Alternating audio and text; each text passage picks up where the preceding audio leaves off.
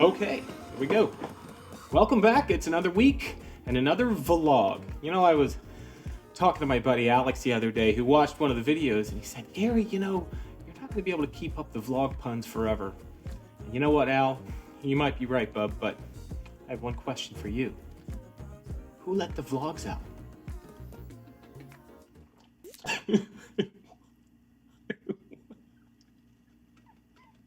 And before we get started, let me remind you that I have a weekly photography podcast that I co-host with my good friend Booray Perry, and I'll put a link to that in the description of this video, and a link to his most excellent YouTube channel there also. Now, if you clicked on this video to learn about getting a white background in a headshot, and you want to skip all the preamble, that's cool. I'll put a time code right there somewhere. That'll get you right there so you can skip ahead. But you may want to hang out, because I'm just going to give you a little update on what's been going on in the studio this week. Like a lot of people who start a YouTube channel, I kind of want to make my office a lot cooler than it is, you know, just to be more impressive or whatever. And so that's led me on this quest to clean out my office and organize everything. It's actually ended up being a really good thing. And though after doing all of this stuff to my office, I actually just sort of like shooting with my studio in the background, but I'm setting up some really cool stuff in there so that I can do a little more tutorials and guided stuff and make it easier for me to set it up and shoot. Anyway, so before we get to the point of the video, I just want to talk a little bit about printing and share with you guys this kind of print journey that I've been on. So right before the pandemic, I got a Canon imagePrograf 2100, and it's been kind of sitting around, not really doing much, until recently I fired it up. And let me tell you, I've been intimidated with printing, with profiles and papers and learning the whole process. So what I did next is I ordered some frames on Amazon, and then I printed out some of my favorite images to go in them, which, by the way, shockingly easy with Canon's print and layout software. You basically I calibrated my monitor with my X-Rite i1 Display Pro color checker, and then I made sure that my papers got the right printer profile, use this software, lay it out, and once your monitor's calibrated and you got the right paper, it pretty much just prints. Now, that's not quite as simple as that, but for the most part, I started getting what I wanted out of the printer almost immediately. So I put the prints in the frames, hung them on the wall, and I wasn't in love. Not because the quality wasn't there, not because I didn't like the images, but because I just kind of stuffed them into the frames thinking, it's my office, who cares? And when you have to sit down and look at it every day, you really want to make sure you do it right. So I don't really have any of the tools to mount and hang and do all this stuff properly, so I decided I was going to go on a trip. And that's what I wanted to show you. One of the coolest places you'll ever see. So come with me on this road trip.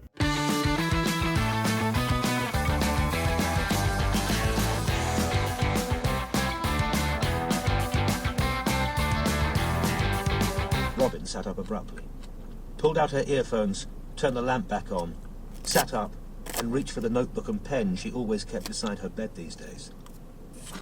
There was no need to tell Strike what she was up to. So I made my way over to one of the coolest places in the universe. This is a local art supply store called Flax, where you can get everything you needed. So I know that I needed some peel-a-stick mounting board, I needed a blade to cut it with, I needed a roller to apply it, and I needed a straight edge to make sure that I didn't screw it up. Once you get inside this place and you start looking around, you could absolutely get lost in here. Any sort of artist or creative person could spend hours and hours and hours just perusing what's in here. But eventually I got some help from the staff, I found the stuff that I needed, and then I made my way back to the studio. After watching a few YouTube videos and making a few mistakes, I finally got them all how I wanted them. Each image I got mounted properly, back in the frames, and then back up on the wall. And let me tell you, I was so much happier to have this done. We're a mostly digital photography studio. My clients are commercial, so we don't have a lot of opportunity to print for them. And so it has been a treat to see my images coming off this printer looking beautiful and being able to hold them and see the detail in these files. And man, it's just awesome. It's really gratifying. And not only that, but I'm finally getting my office to the point where I come in every day and I'm kind of excited about the space that I work in instead of it being just a tornado of disorganization. If you have any questions about printing or the printer, go ahead and load them up in the comments. I'll also put a link to Flax so you can go check them out. It's such a cool place. They're not endorsing this. They didn't provide me with anything. I'm just a customer and I really enjoy going into that place. It's like Toys R Us for creatives. Now on to the thing you really wanted to talk about, shooting a headshot on a white background. I will probably say out of all the professional headshots I shoot, about half of them are on white. Not necessarily because it's what I want to do, but because it's what the client asks for.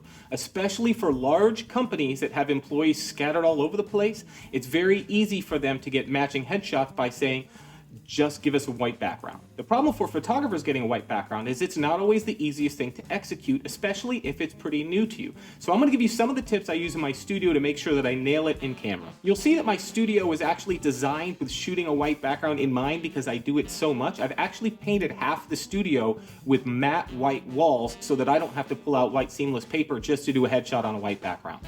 So one of the first mistakes I see people make when they do this is to put the lights too close to the white background. This is going to give you uneven lighting and hot spots that you're going to have to deal with later. Have you ever taken a headshot where it's dark behind the person's head but bright around the edges, or vice versa? Well, what you need to do is back those lights up and let that light spread out across the background. Go ahead and Google inverse square law. You can watch how light spreads out. But basically you want slightly indirect lighting, and you want them as far away from that background as you can get. In some cases, those background lights are almost parallel with the subject. It just depends on how much space you have. The idea is to back the lights up and to feather them across so that the light you get is even. What you're gonna see is a pretty standard setup for a headshot on white. I'll use one large soft light source and then a reflector underneath. A link to the gear that I use is gonna be in the description in case you wanted to see that. Now what I do next is I meter all my lights. Yes, I use a light meter. The light on my subject for a professional headshot, most of the time I meter at f5.6, and for a white background, I meter at f8. So I double check and make sure that my main light is at f5.6, and then I go to my background and I meter at different points all the way across to make sure that the light is even across the background. Now sometimes when you're shooting a white background, you can get a little bit of bounce back from it, and that might fall onto your subject and look cool like a little jaw highlight, and sometimes you might not like it. It'll overly brighten their ears from behind or something.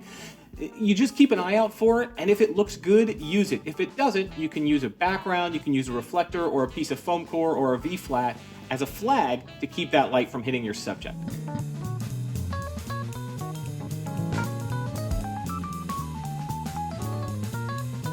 I know that there are a lot of ways to achieve this same result, so let me know in the comments how you do it, what you think, and once you set this up and do it a couple of times, it's really a piece of cake. Thanks for watching the video. Like, subscribe, all that jazz, and I'll see you next time.